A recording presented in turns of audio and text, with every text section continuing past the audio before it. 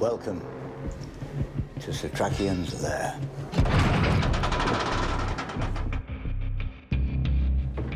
Whoa. My God, it's like the Batcave. Here is a collection of what looks like this junk, but it's all metal, and whether it's silver salver or whether it's bits of electronic, radios, TVs, he'll just strip everything, using every possible bit of metal, just melting it down. It's all for a purpose, just to use for future weapons.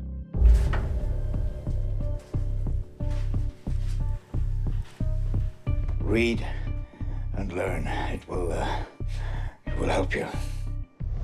On this side is his desk, where he looks at maps, and there's cupboards full of his writings and more books. You think I've not studied this? I base my actions on fairy stories. I have verified the observations of these authors with my own experience. That is your scientific method? Silver mirrors over there on the wall. Now, silver affects vampires in the sense that a normal mirror, you'll get no reaction, but a silver mirror, something happens to the image. He's always on the lookout for silver-backed mirrors as well, which help him in his quest.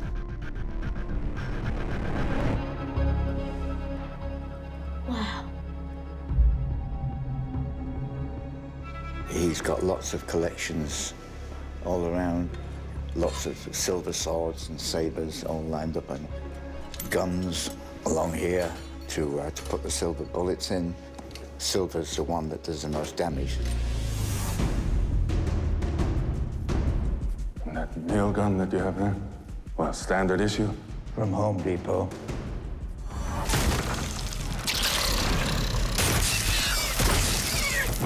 Nail guns. These are something he's adapted. He fills them with silver nails and they fire off like an automatic weapon. If they hit a vampire in the right place, they can finish them off, but mostly it disables them enough so he can dispatch the vampires.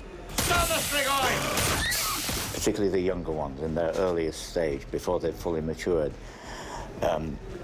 This does an awful lot of damage. Unholy filth.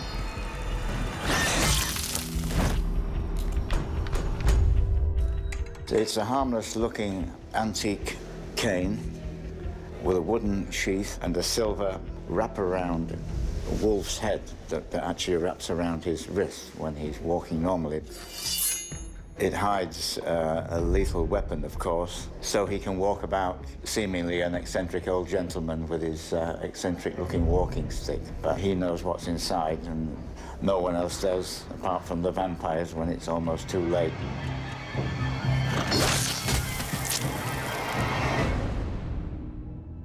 Although it looks absolutely chaotic, it's all for a purpose. It's been a lifetime work, building up this amazing arsenal for come the day, and the day has come. So he feels ready.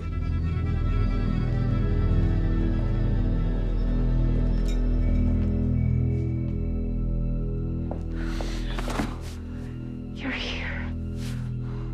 By day 4 or 5, after the plane landed in JFK, we all meet here, and it becomes our hiding place, our bunker and armory.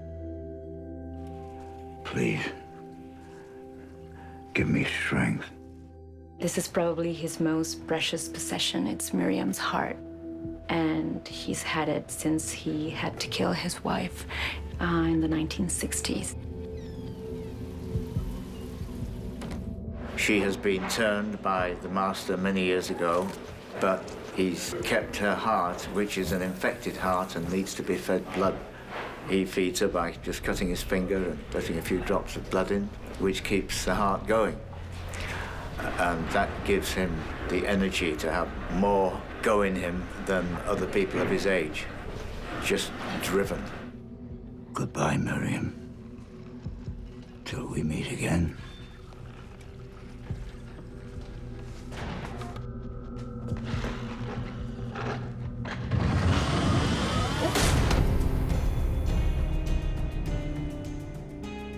just incredible objects everywhere. It's been so cool just to be filming here. You know, the set feels so real, and we use this set with Guillermo in the pilot. I think Guillermo's spirit is very much here. You move the other way, like you're casing the place. Every pore of this set, like, screams Guillermo. It's just so beautiful. What Tamara, our production designer, did here, it's just stunning. The level of detail and love in every corner it's quite stunning.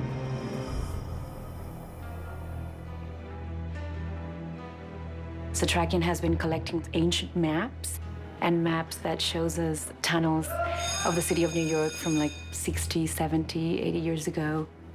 There's tons of silver things that Setrakian melts and turns into beautiful weapons, like my sword, for example. This is Nora's sword, which she's gonna start using at the end of season 1. And she's very attached to it because it's the sword that she had to kill her mother with. So it's a symbol of vengeance and rage. It's kind of like her companion for this next chapter of this epic story.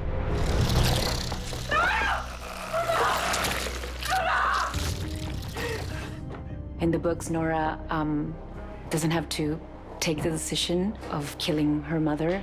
Somehow that's done for her in book 3, and at the end of this season, I just had to, you know, kill her, and that was a really tough thing to do. Probably one of the hardest things I had to act and perform as an actress.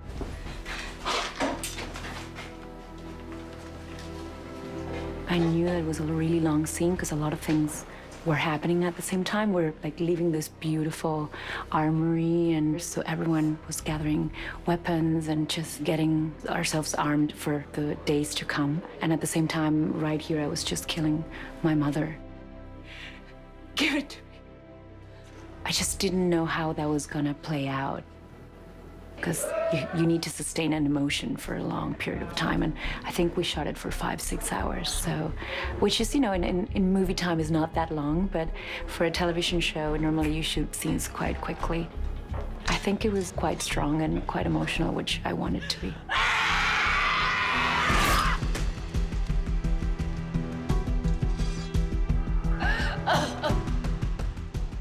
Nora's character has been initially reluctant to handle anything that would kill any creature.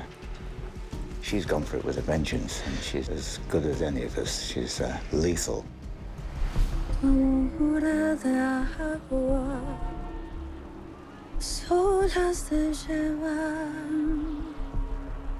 The great thing about this story is that they're normal, real characters. They're not warriors, and little by little you see them becoming these amazing fighters. And I think it's nice to take one step at a time with their fighting skills, and we're doing that.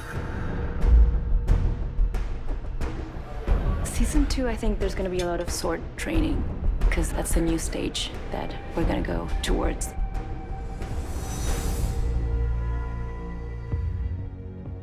I'd love to take some sword lessons, maybe combine them with dancing or having some graceful movements where she finds this really feminine way of fighting that is very powerful, full of rage, but yet quite unique because she's a woman.